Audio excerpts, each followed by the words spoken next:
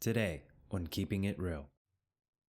You were 6 years old when your parents divorced, and to think about how it affected you at that point. But I'm feeling hopeless. Right. And I got to thinking, I went without my father's love. And I was like, I can't bring this child into this world, without the father's love.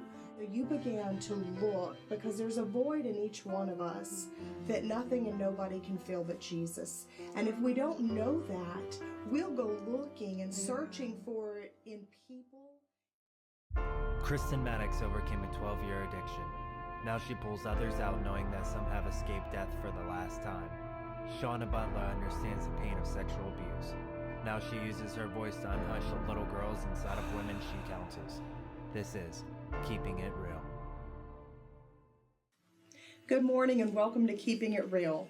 Today's guest, Vickie Lobbock, is here to share her story about how she was raised in church by a godly mother and how something happened in her life. She really experienced some heartache that brought her down a very dark road, and a road that was kind of like a cycle that she was trapped in for some time. And she's also going to share what it was, that pivotal turning point in her life that put her back on the right road. And I'm really excited that you're here, Vickie, to share your story today. Thank you for coming.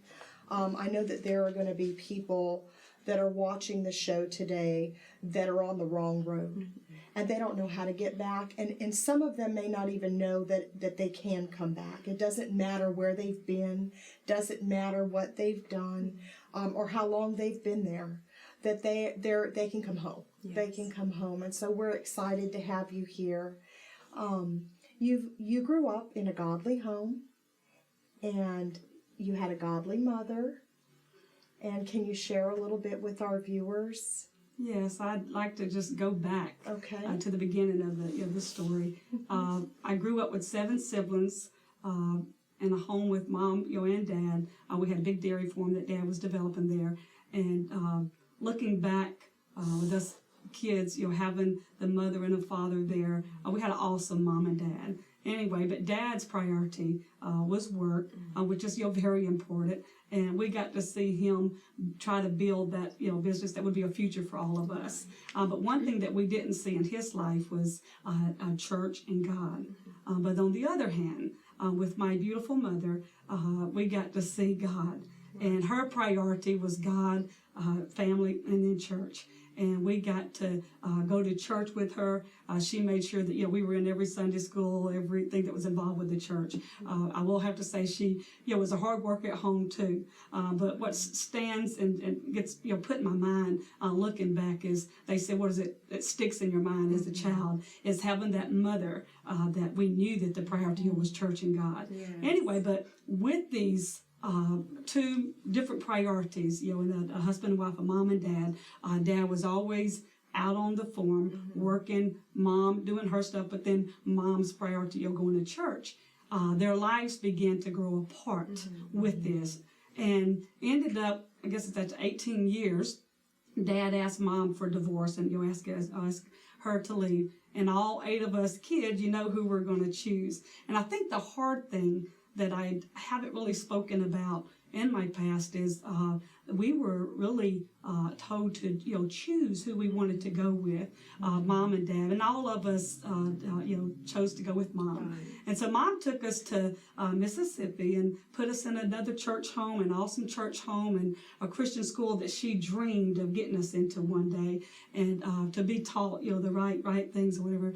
But leaving from home, going back with mom and moving with her, you heard us say it's the divorce. Right. And that's us going without a dad in our life. Right. And that's 8 of us kids. But for me, as a young girl, it definitely took the effect on me, start from we left at the age of 6 years old, and me going without dad. But when mom moved us to Mississippi, got us put in the church home, in the school, and what I saw as a young girl is a mother. And this was the beginning for me to see of a life that you can get the love of Jesus in your heart, and it be your complete happiness. And this is very young, 8, 9, all the way through 14, 15. Seeing my mom with this, where she didn't have the husband, but she got the true joy of Jesus, through her struggles, everything.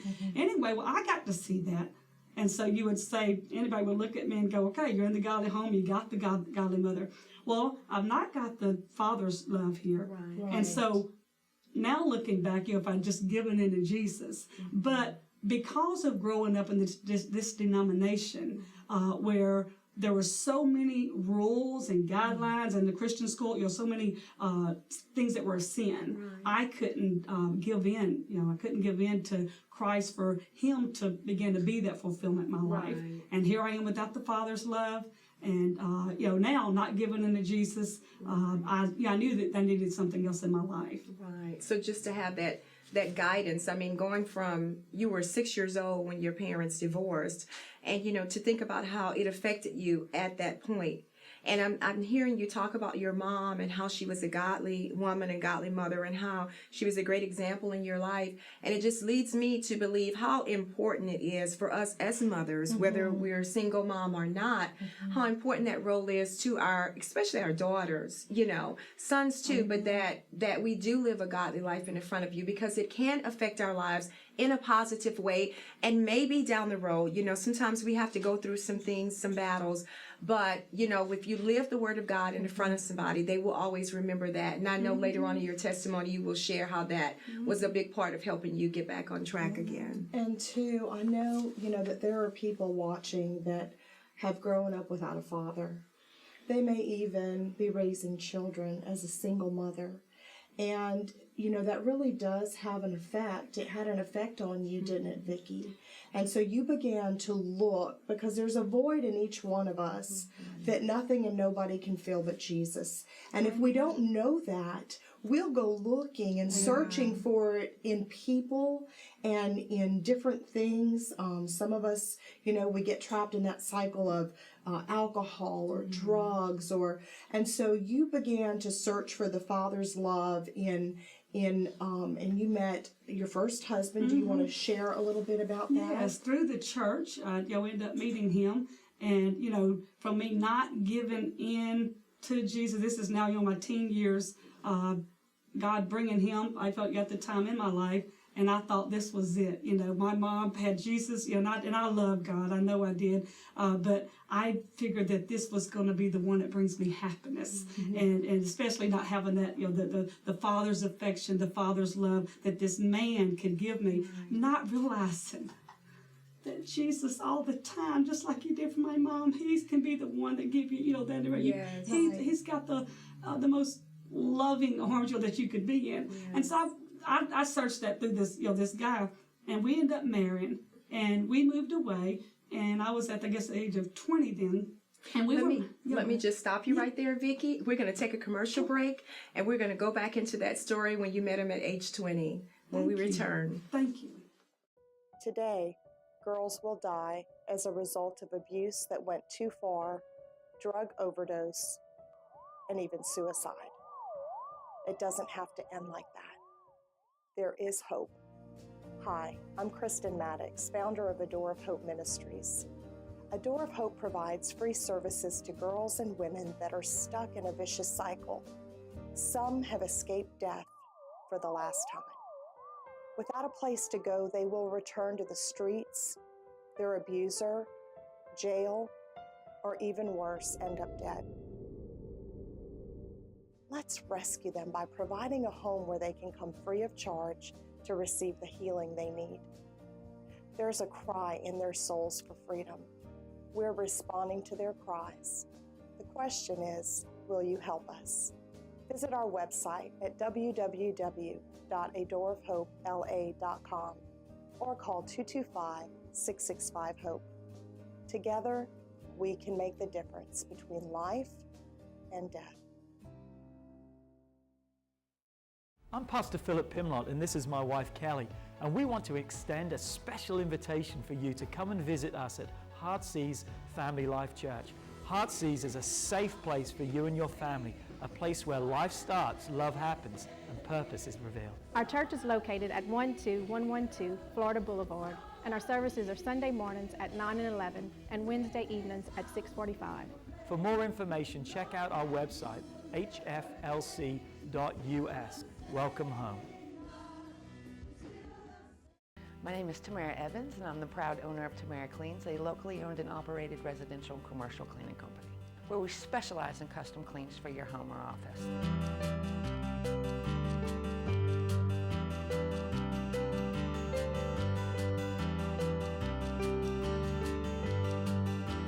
We cover Ascension, East Baton Rouge, and Livingston Parish. Call for your free quote today, and always remember, don't stress, let Tamara clean the mess. Thank you for tuning back in to Keeping It Real. Before we went to commercial break, Miss Vickie was sharing her testimony with us, and she was actually telling us about her first marriage. I think you were age 20 at the time. Mm-hmm. Could you share a little bit about that marriage? Yes, we were married from the ages of 20 to 25.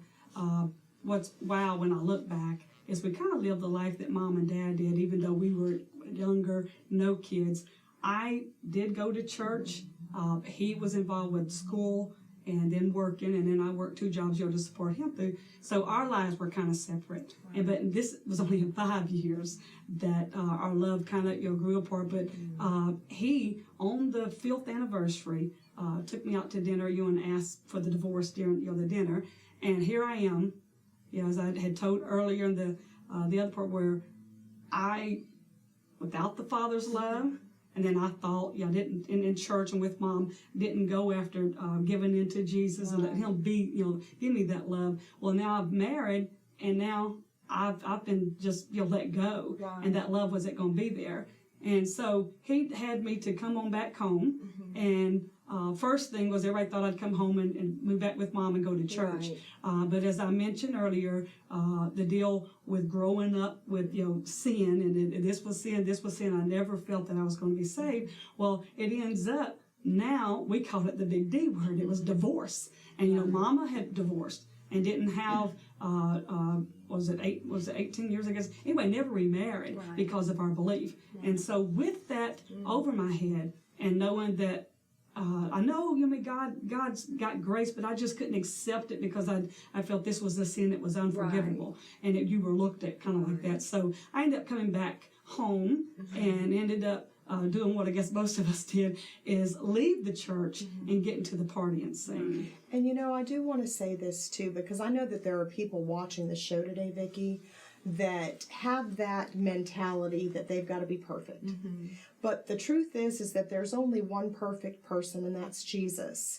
And none of us are perfect. Right. We're all a work in progress. Mm-hmm. And so there may be somebody out there saying, well, I'd like to come to Jesus, but I can't because I've got this, and this going on in my life. But that's not the truth. Mm-hmm. The truth is He loves us just as we are, right where we're at. Mm-hmm. And so it was hard for you to grasp that at first. And so you started to go, as you said, into the party scene. Can you share with our viewers what that was like for you? Yes. I smile because I look back. I went into the partying scene naive. I go in there seriously thinking that this is where I'm going to meet my husband, and that I'm going to find a man, to love me. Right. And what was wild is probably the first 3 or 4 months, I ended up finding out where the rings were being taken off, and I was lied to a lot. Anyway, but in this process, I'll have to say, and I think it came from growing up like I did without that Father's love and looking for that affection, not getting it in the first marriage. I began to having this. I always had this thing with addictions or whatever anyway, but I began to having what you would call like a sexual addiction, and going from guy to guy. Right. And I guess it was about 3 to 4 months of this, thinking between the sexual addiction, but hoping that this was going to let me, the guy that's going to be my husband, and that I know at night I'd lay it in the bed crying to God, and it's like, let this be the guy that I'll go back to church, so I could marry and then serve you, and end up 3 or 4 months later, through living this life, with a sexual addiction, whatever, and then going to these guys, I end up pregnant. Mm-hmm. And I want to just interject there just for a minute, because I think it's important to our viewers, because I know that there are people watching, and so many times we're looking for love. That's what you were looking for. Amen. You wanted to be loved. And so many times we can confuse sex with love. But underneath it all, that's what you were looking for. That's what you were craving. And sex is not love. And so okay, and you had left off and you were saying that you actually got pregnant in the middle of this, and were probably very scared, probably didn't know what to do. So let's share with us what you were going through at that time. Yes, here I am at the age of 26. I've already got the thing of the divorce that's hanging over my head. And so when I found out that I was pregnant, now going back, I was married 5 years, never was able to have kids, so I didn't think it possible. And going back to childhood, I was one that loved and adored kids, and I dreamed of having one. And so I end up finding out that I'm pregnant, but I'm in this lonely world, and I've not let myself, give in to the Father, the real Father's love. And ended up laying there, and first thing it is, I called my mother and told her that I would be, coming home, and ended up thinking about it, and I'd always tell them it's words, was it two forces coming at you, and the flesh, and I ended up going through the process of, what am I going to do? But I know, and knowing that if the divorce was sin, going home to this church and carrying this baby. And I always tell them, I think years ago, it's still just as bad going home pregnant. But especially if what I did back then was sin, it definitely me coming home was going to be, it would just look bad and look bad on Mom. So I lay there and prayed and, just trying to find out, what to do. But I'm feeling hopeless. Right. And I got to thinking, I went without my Father's love. And I was like, I can't bring this child into this world, without the Father's love. And the whole thing, not even thinking, putting my life in my hands in God's hands. But I was like, I can't do this. And abortion was not even on my mind, and I'm just thinking, I just can't do it. But I end up behind the scenes getting these calls from people that had abortions. And they're telling me, I even had one guy that I knew was like, nobody wants the baggage, is what the word was. Anyway, so it's like, nobody, you're young, you're beautiful, you got a lot going. This is not a baby. And I will honestly have to tell the viewers, for someone that loved kids and nannied for preachers and their wives and lived a life of nannying, I went it was cold and numb that week, and I remember calling my sister and just telling her that, I said, come get me. And first she said, you're not the type, you can't, you'll go crazy. So I ended up, and like I said, she let me go for a few days, but she came. But the thing to tell the viewers, that it lets me know how cold and numb and where I wasn't there, is I did not even know that it was Mother's Day weekend that I went and had this abortion. And so I went and I had the abortion. And coming home from that, you can imagine the thoughts going through my mind, divorce, pregnancy, and, not taking the whole thing that I saw in my mother and my grandmother, that God is a loving God, and God is forgive. I couldn't get that because of the growing up like I did. It's all in the condemnations in my, my mind and my head.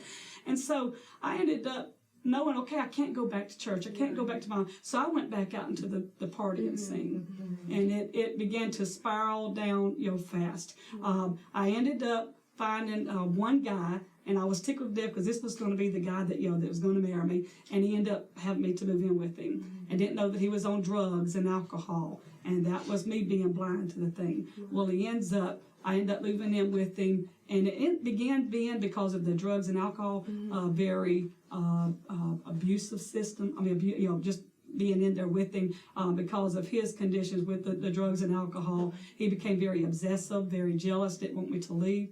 And I remember one night I did try to leave, and was running out of gas and came back home. And he had a gun loaded, ready. And that's where, in my testimony I've shared, where the gun was put, down my mouth, and I was threatened. So I ended up staying around there a little bit longer. And then finally, 2 or 3 months later, after listening to different people, it's like, you got to get out of there. And I left with, the bullets flying over my head and everything. So. Wow. Well, we're going to take a commercial break, and we want to hear what happened after you left, if that was a turning point in your life. So when we return, more of Vickie's story. Today, girls will die as a result of abuse that went too far, drug overdose, and even suicide. It doesn't have to end like that. There is hope. Hi, I'm Kristen Maddox, founder of A Door of Hope Ministries. A Door of Hope provides free services to girls and women that are stuck in a vicious cycle. Some have escaped death for the last time. Without a place to go, they will return to the streets, their abuser, jail, or even worse, end up dead. Let's rescue them by providing a home where they can come free of charge to receive the healing they need. There's a cry in their souls for freedom. We're responding to their cries. The question is, will you help us? Visit our website at www.adoorofhopela.com or call 225-665-HOPE. Together, we can make the difference between life and death. I'm Pastor Philip Pimlott, and this is my wife Kelly, and we want to extend a special invitation for you to come and visit us at Heartsease Family Life Church. Heartsease is a safe place for you and your family, a place where life starts, love happens, and purpose is revealed. Our church is located at 12112 Florida Boulevard, and our services are Sunday mornings at 9 and 11 and Wednesday evenings at 6:45. For more information, check out our website, hflc.us. Welcome home. My name is Tamara Evans, and I'm the proud owner of Tamara Cleans, a locally owned and operated residential and commercial cleaning company, where we specialize in custom cleans for your home or office.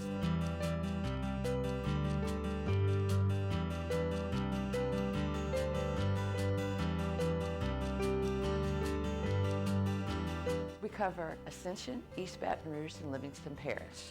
Call for your free quote today, and always remember, don't stress, let Tamara clean the mess. Welcome back to Keeping It Real. Our guest Vickie Lobbock is here sharing her story. And Vickie, where you left off is you were in a very, very abusive relationship to the point of where you almost lost your life.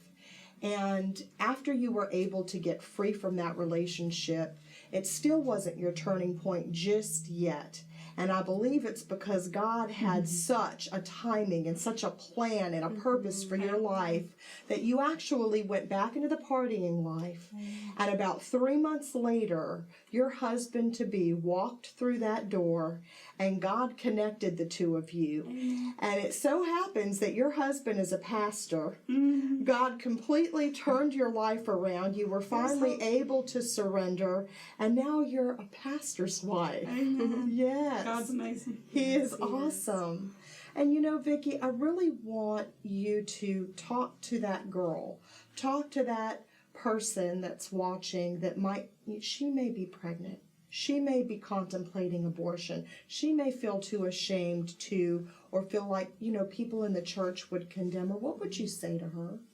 Well, I think the first thing is that you're sitting here on Door of Hope. The testimony of that is Christ is our hope. And I would take myself back to being in this young girl's shoes. It might be that you've just found out that you're pregnant and you feel all the reproach and shame, and that you can't face anybody. You can't bring it to the forefront of people finding out, or it might already be found out. But there's a lot of lies that comes through Satan that I believe that goes through some people. The influences, just like it was to me, that first telling you it's not a child when it is a child, it's a baby. And one thing that I learned, and I know that I, like I said, when I look back, I wasn't feeling that at the beginning of that, of getting that love. But I'm here to tell all of you young ladies or older ladies that are facing this, that you're thinking about an abortion, that the choice is not to do it, and that God is there the whole time. It doesn't matter what you've done in your life to cause this pregnancy, that it's there, and yes, we feel condemned about it, but God is a God of love, and He's a God of forgiveness, and there is choices after this. And one thing that I know for me, that if I would have just went ahead, and that's what I look back, is that just going ahead and having the baby and having God's forgiveness of the life that I could have chose for that child. And I just ask all of you just to let God come into your hearts, and just to know that He is there with you, and He offers love, He offers forgiveness, and there's hope in Christ for you. Absolutely. And I just want to say that God has a plan for your life. He has a plan for your baby's life.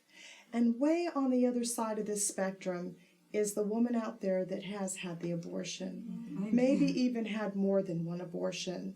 I know I'm one of those women. I know that 1 out of 3 pregnancies ends in abortion, and 45% will have more than one abortion. And if that's you, I want you to know that there are places like A Door of Hope that you can call for help. We just want to thank you for being with us today on Keeping It Real. We'll see you next time. Do you have a story? Send your personal story to info@adoorofhopela.com for a chance to be selected as a guest on the morning talk show, Keeping It Real.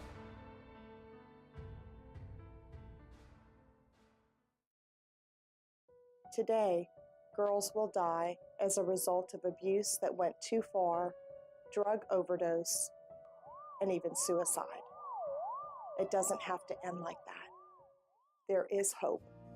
Hi, I'm Kristen Maddox, founder of A Door of Hope Ministries. A Door of Hope provides free services to girls and women that are stuck in a vicious cycle. Some have escaped death for the last time. Without a place to go, they will return to the streets, their abuser, jail, or even worse, end up dead. Let's rescue them by providing a home where they can come free of charge to receive the healing they need. There's a cry in their souls for freedom. We're responding to their cries. The question is, will you help us? Visit our website at www.adoorofhopela.com or call 225-665-HOPE. Together, we can make the difference between life and death. Today's episode's closed caption sponsor is Tamara Cleans. Always remember, don't stress, let Tamara clean the mess. I'm Pastor Philip Pimlott, and this is my wife Kelly, and we want to extend a special invitation for you to come and visit us at Heartsease Family Life Church.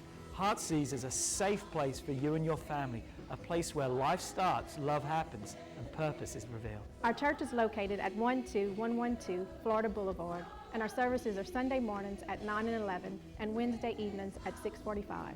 For more information, check out our website, hflc.us. Welcome home.